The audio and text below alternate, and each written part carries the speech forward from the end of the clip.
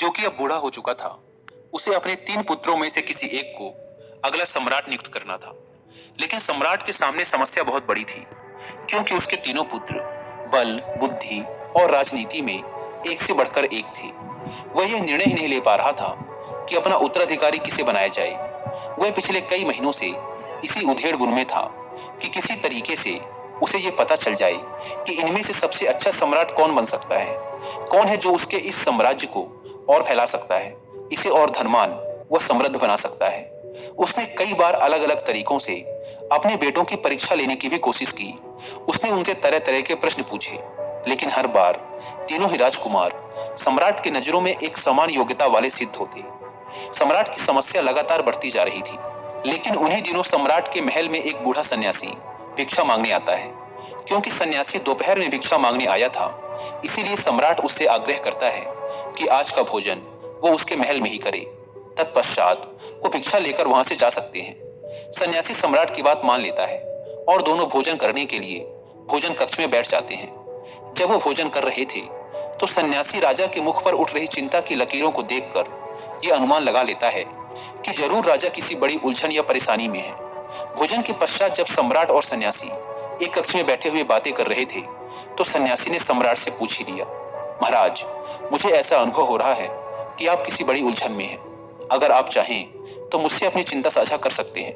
सम्राट ने कहा, चिंता बस इसी बात की है कि अपना उत्तराधिकारी किसे बनाऊं। मेरे तीनों पुत्र किसी भी प्रकार से एक दूसरे से कम नहीं हैं।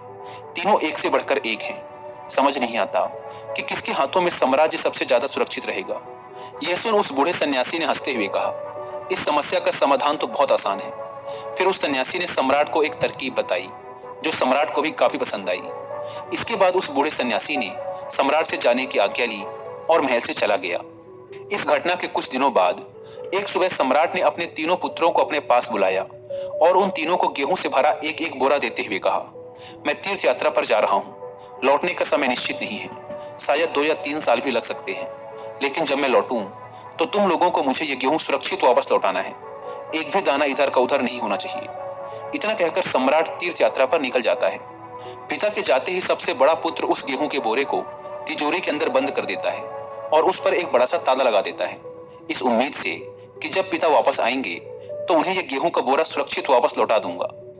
दूसरा पुत्र सोचता है कि गेहूं को तिजोरी में रखना बेवकूफी होगी। क्या पता कितना समय लग जाए पिताजी को वापस आने में, तब तक गेहूं में कीड़े लग सकते हैं, वो सड़कर राख भी हो सकता है।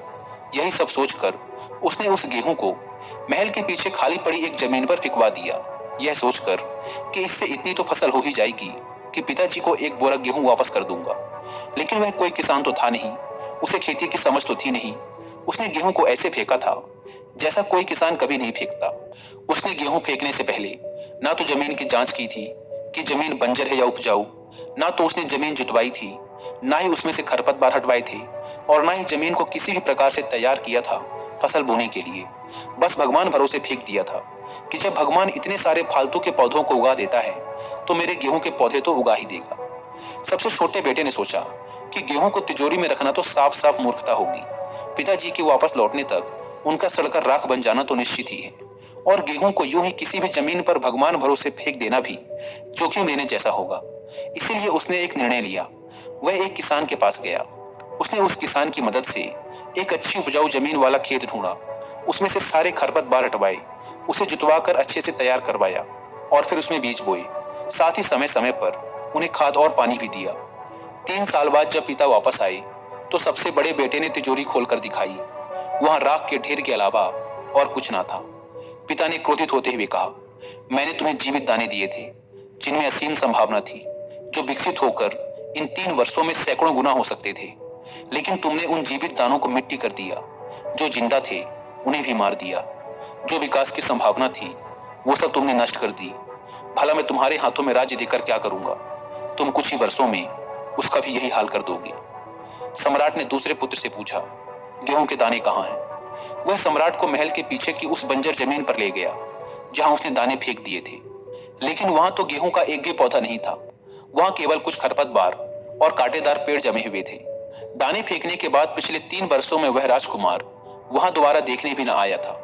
पिता ने पूछा, कहाँ है गेहूं के पेड़? पुत्र ने कहा, मैंने तो यहीं पर बोए थे, पता नहीं कहाँ गए। सम्राट ने पूछा। गेहूं बोने से पहले जमीन की जांच की थी? जमीन को बीज बोने लायक तैयार किया था? बेटे ने शर्मिंदा होते हुए कहा। नहीं, मैंने सोचा कि जब जमीन पर इतने सारे पेड़ पौधे, झाड़ियां, घास फूस बिना बोए पैदा होते रहते हैं और बिना ख्याल रखे इतने बड़े हो जाते हैं, तो मेरे गेहूं के बीज तो उग ही जाएंगे और उनसे एक बोरा गेहूं तो निकल ही आएगा। सम्राट ने कहा, तू भी इस राज्य को संभालने के लायक नहीं है। जो इंसान बीज बोने से पहले यह भी नहीं देखता कि जमीन कैसी है और बोने के बाद 3 साल तक वापस देखने भी नहीं जाता कि उसका क्या हाल है, वो इस राज्य के साथ क्या करेगा, मैं यह भी साफ साफ देख सकता हूँ। सम्राट ने अपने तीसरे बेटे से पूछा, गेहूं कहाँ है? वह सम्राट को एक बड़े से खेत के पास ले गया। सम्राट ने जितना गेहूं उसे दिया था उसका हजारों गुना हो गया था। खेत बड़ा से बड़ा होता चला गया था, क्योंकि जितना भी गेहूं होता वह उसे अगले वर्ष बीज के रूप में उपयोग कर लेता। पिता देखकर हैरान रह गया। उसके सामने एक विशाल लहलहाता खेत खड़ा हुआ था, जिसमें जीवन था।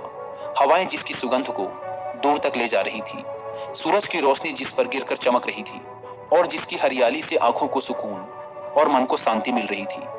उसकी इस झूमती फसल को देखकर पिता का दिल भी झूम उठा और वह उत्साह से चिल्लाकर बोल उठा, राज्य तो तू ही संभाल सकता है, क्योंकि जो छोटे छोटे बीजों को नहीं संभाल सके वो इतने बड़े साम्राज्य, इतनी बड़ी संभावना को कैसे संभाल सकेंगे।